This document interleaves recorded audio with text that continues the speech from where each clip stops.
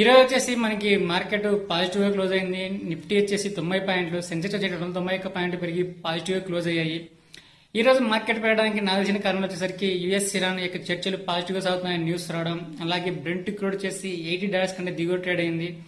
మనకి Brent crude ఎంత తక్కువ ట్రేడ్ అయితే అంత మంచిది, ఎందుకంటే మనం ఎక్కువగా ఇంపోర్ట్ చేసుకుంటాం కాబట్టి.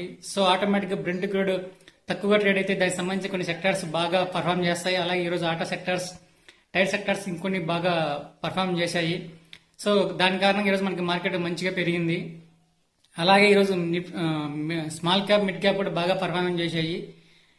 ఇంకా నెగిటివ్ న్యూస్ వచ్చేసరికి స్టేట్ ఆఫ్ హార్మోన్స్ సంబంధించి చిన్న నెగిటివ్ న్యూస్ ఉంది. బట్ దానికి మార్కెట్ ఇంకా సీరియస్ గా తీసుకోలేదు, ఎందుకంటే ఒకవేళ వాళ్ళు తీసుకుంటే మనకి బ్రెంట్ క్రూడ్ పెరిగేది. బట్ బ్రెంట్ క్రూడ్ ఇంకా పెరగలేదు, $80 కంటే దిగువన ట్రేడ్ అవుతుంది. కాబట్టి స్టేట్ ఆఫ్ హార్మోన్స్ సంబంధించి వచ్చిన నెగిటివ్ న్యూస్ ఉందో దానికి మార్కెట్ సీరియస్ గా తీసుకోవడం లేదు. అలాగే మనకి ఫ్రైడే ఎఫ్ఐఎస్ బై చేశారు, దానికి సంబంధించి సెంటిమెంట్ కూడా వర్క్ అయింది, అక్కడ న్యూస్ కనిపిస్తూ ఉంది. సో ఇవి ఈ రోజు మార్కెట్ పాజిటివ్ గా మూవ్ అవడానికి, పాజిటివ్ క్లోజ్ అవడానికి ఉన్న కారణాలు, నాకు తెలిసిన కారణాలు. సో ఇది ఈ రోజు వీడియో నచ్చితే లైక్ చేయండి, షేర్ చేయండి, కానీ నచ్చితే ఫాలో అవ్వండి. రేపు మార్నింగ్ వీడియోతో మళ్ళీ కలుద్దాం.